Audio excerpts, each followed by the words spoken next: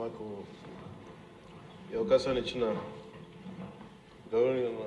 గౌరవనీయుల సభాపతి గారికి కృతజ్ఞతలు తెలియజేసుకుంటాం. గౌరవ ముఖ్యమంత్రి గారికి కూడా నమస్కారాలు తెలియజేసుకుంటాం. జిఎస్టీ సంస్కరణ మీదుగా ఆంధ్రప్రదేశ్ శాసనసభలో జరుగుతున్న ఈ చర్చలో భాగంగా ఈ దేశంలోని ప్రతి పౌరునికి ప్రత్యక్షంగాను పరోక్షంగాను లబ్ధి కలిగించే ఒక చారిత్రాత్మకమైన దిశానిర్దేశకమైన అంశంపై నేను ప్రకటన చేస్తాను. విషయం గౌరవ ముఖ్యమంత్రి శ్రీ నారా చంద్రబాబు నాయుడు గారి సూచనల మేరకు ఈ సమిష్టి నిర్ణయానికి మన రాష్ట్రం ఒక నిర్మాణాత్మక సహకారం అందించింది. ఇటీవల కాలంలో జిఎస్టీ పన్నుల విధానంలో చోటు చేసుకున్న అతిపెద్ద సంస్కరణలలో ఒకదానికి రాష్ట్ర ప్రతినిధిగా బాధ్యత వహించడం నాకు చాలా గర్వకారణంగా ఉంది. గౌరవ ప్రధానమంత్రి శ్రీ నరేంద్ర మోదీ గారు 2025 ఆగస్టు 15న 79వ స్వాతంత్ర దినోత్సవ సందర్భంగా ఎర్రకోట నుండి చేసిన జిఎస్టీ 2.0 సంస్కరణల చారిత్రాత్మక ప్రకటన దేశ ప్రగతికి బాటలు వేస్తూ ఉంది. ఈ సంస్కరణలను ముందుండి నడిపిన గౌరవ కేంద్ర ఆర్థిక మంత్రి శ్రీమతి నిర్మలా సీతారామన్ గారి కృషి ప్రత్యేకంగా అభినందనీయం. జిఎస్టీ మండలి 56వ సమావేశంలో వాటిని ఆమోదించింది. గౌరవ ముఖ్యమంత్రి శ్రీ నారా చంద్రబాబు నాయుడు గారి రాష్ట్ర ఆదాయాలకు ప్రత్యేకించి అనేక సందర్భాల్లో ముఖ్యంగా జిఎస్టీ వచ్చిన తర్వాత గౌరవ ముఖ్యమంత్రి గారు ఒక సందర్భంలో అన్న మాటలు రాష్ట్ర ఆదాయాలకి నష్టం కలుగుతున్నప్పటికీ కూడా సామాన్యుల ప్రయోజనాల కోసం విధానాన్ని మనం బలంగా సమర్థించాలని చెప్పి ఈరోజు వారు కూడా దీన్ని బలంగా సమర్థించారు అధ్యక్షతని. ఎందుకంటే మనకి ఆర్థిక ఆటుపోట్లని చూస్తూ కూడా వచ్చే ఆదాయం తగ్గిపోతున్న జిఎస్టీ సంస్కరణ వల్ల, కానీ దాన్ని ఇంకొకలాగా దాన్ని ఎలా పూడ్చుకోవాలని తెలిసి ఆయన ముందుండి దీన్ని మద్దతు తెలిపినందుకు వారికి నా కృతజ్ఞతలు తెలియజేస్తాను. ఈ చారిత్రాత్మక సంస్కరణలకు మద్దతు తెలిపిన తొలి రాష్ట్రంగా నిలిచింది నారా చంద్రబాబు నాయుడు గారి నాయకత్వంలోని ఆంధ్రప్రదేశ్ ప్రభుత్వం. జిఎస్టీ పన్నుల విధానాన్ని సులభతరం చేయడం ద్వారా సాధారణ ప్రజలకు ప్రత్యక్ష లాభాన్ని చేకూర్చి వ్యాపారులపై పన్నుల భారాన్ని తగ్గించి పన్ను వ్యవస్థలో పారదర్శకతను పెంచుతోంది.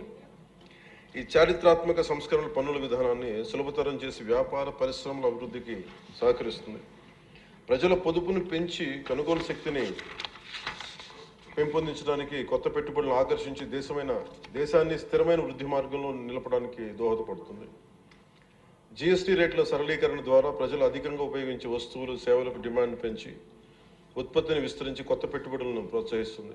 తద్వారా ఆర్థిక వృద్ధికి దారితీస్తుంది. నిజంగా ప్రజలకి ఆర్థిక వ్యవస్థకి చాలా లాభదాయకమైన సంస్కరణ.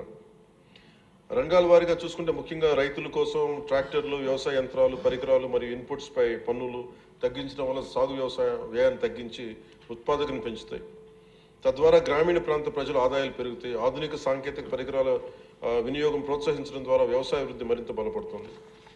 తక్కువ ఆదాయ కుటుంబాల కోసం పాలు కానీ, పెరుగు కానీ, పన్నీర్ లాంటి నిత్యావసర వస్తువులపై పన్ను 5% నుండి 0% తగ్గించడం ద్వారా రోజువారీ వ్యయాన్ని తగ్గిస్తూ ఉంది. నిత్యావసరాలు నెయ్యి కానీ, వెన్న కానీ, వంట పాత్రలపై పన్ను 12% నుంచి 5% తగ్గించడం కూడా కుటుంబ బడ్జెట్లకి ఇది చాలా ఉపశమనం కలిగిస్తుంది. అలాగే ప్రతి కుటుంబం కోసం ఉండే సబ్బులు కానీ, షాంపూలు కానీ, టూత్పేస్ట్ వంటి వ్యక్తిగత సంరక్షణ ఉత్పత్తులపై పన్ను 18% నుంచి 18% నుండి 5% పరిమితం చేయడం ద్వారా వాటి ధరలు చాలా గణనీయంగా తగ్గుతాయి.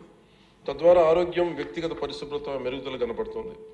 మధ్యతరగతి కుటుంబాల కోసం కార్లు, ఫ్రిడ్జ్లు, టీవీలు, ఎయిర్ కండిషనర్లపై పన్ను 28% నుంచి 18% తగ్గించడం ద్వారా వాటి ధరలు అందుబాటులోకి వచ్చి ప్రజల జీవన ప్రమాణాలు మెరుగుపడతాయి. అలాగే గృహ నిర్మాణానికి సంబంధించి సిమెంట్ పన్నుపై కూడా 28% నుంచి 18% తగ్గించడం ద్వారా గృహ నిర్మాణ వ్యయం తగ్గి సొంత ఇంటికల సాకారం అవుతుంది. ఆరోగ్య రంగం కోసం ఔషధాలపై పన్ను 12% నుంచి 5%కి, అత్యవసర మందులపై పన్ను 5% నుంచి 0% తగ్గించడం ద్వారా రోగులకి చాలా కీలక ఉపశమనం కలిగి అందరికీ వైద్య సేవలు అందుబాటులోకి వచ్చి ప్రజా ఆరోగ్య సంరక్షణ మెరుగుపడుతుంది. ముఖ్యంగా బీమా రంగంలో జీవిత ఆరోగ్య బీమాపై పన్నుని 0%కి తగ్గించడం ద్వారా మరిన్ని కుటుంబాలు బీమా పొంది వారి జీవన ప్రమాణాలు మెరుగుపడితే వాళ్ళకి ఒక భరోసా ఇస్తుంది. ముఖ్యంగా ఎంఎస్సీల కోసం వ్యాపార ఉత్పత్తులు, మధ్యవర్తిత్వ సేవలపై పన్ను సరళీకరణ ద్వారా ఖర్చులను తగ్గించి పోటీ వాతావరణాన్ని పెంచుతూ ఉంది. త్వరితగతిన వెంటనే రీఫండ్ ద్వారా వ్యాపారులు సమయానికి డబ్బు అందుబాటులో ఉండే వ్యాపారం ఎగుమతులు, ఉపాధి అవకాశాలు పెరుగుతాయి. విద్యారంగం కోసం విద్యారంగానికి సంబంధించిన వస్తువులపై తక్కువ పన్నులు విద్యను మరింత అందుబాటులోకి తెస్తాయి. జిఎస్టీ 2.0తో భరోసా. ఈ సంస్కరణ ద్వారా ప్రజల చేతిలో ఉండే సంపద మరింత పెరిగి వస్తువుల వినియోగం పెరగడంతో పాటు నూతన పెట్టుబడులకు ప్రోత్సాహం లభిస్తుంది. తద్వారా ఆదాయ సేకరణ పెరుగుతుంది. వాణిజ్య పరిశ్రమలకి సంబంధించి జిఎస్టీ సంస్కరణ విజయవంతమైన అమలు సహకరించిన అన్ని వాణిజ్య సంస్థలు, వ్యాపార సంఘాలు, పరిశ్రమ సంఘాలకు ఆంధ్రప్రదేశ్ శాసనసభ హృదయపూర్వక కృతజ్ఞతలు తెలుపుతోంది. ప్రజలకు లబ్ధి చేరేలా చేసిన ఈ భాగస్వామ్యం సమగ్ర వృద్ధిలో సాధనలో కీలకం. ఈ అవగాహన కార్యక్రమం ముఖ్యంగా జిఎస్టీ సంస్కరణ లాభాలు ప్రతి కుటుంబానికి చేరుకోవడానికి ఇది ఒక కార్యక్రమం చేపట్టాలని అందరం కోరుకుంటా ఉన్నారు అధ్యక్ష. జిల్లా నుంచి గ్రామ స్థాయి వరకు ఈ అందరికీ తెలిసేలాగా మరింత ఏమేమి తగ్గుతాయి, ఏవి బెనిఫిట్స్ ఉన్నాయి, ఇవన్నీ ప్రజలందరికీ తెలియజేసే ఒక కార్యక్రమం ఖచ్చితంగా రూపొందించాలి. దాని మీద మేము కోరుకుంటా ఉన్నాం. అలాగే ఈ రెవెన్యూ కానీ, కమర్షియల్ ట్యాక్స్, పంచాయతీ అధికారులు గ్రామ స్థాయిల్లో ప్రజలకు నేరుగా కలిసి వాళ్ళకి మమేకం వాళ్ళకి ఎలా లబ్ధి చేకూరుతుందో అది కూడా చెప్పగలగాలి. పరస్పర అవగాహనతో పాటు పలు మీడియా వేదికల ద్వారా విస్తృత ప్రచార కార్యక్రమాలు చేపట్టాల్సిన అవసరం ఉంది. ఈ కార్యక్రమం ప్రధాన లక్ష్యం ప్రతి కుటుంబం జిఎస్టీ సంస్కరణ గురించి తెలుసుకుని వాటిని లాభాలు పొందాలని మనస్ఫూర్తిగా కోరుకుంటూ ఆంధ్రప్రదేశ్ ప్రభుత్వం ఈ చారిత్రాత్మక మార్గదర్శక సంస్కరణలు ఆహ్వానిస్తూ ప్రజల ఆర్థికాభివృద్ధి కోసం వాటి విజయవంతమైన అమలుకు సంపూర్ణ మద్దతు ప్రకటిస్తోంది. థ్యాంక్ యూ అధ్యక్ష. జై.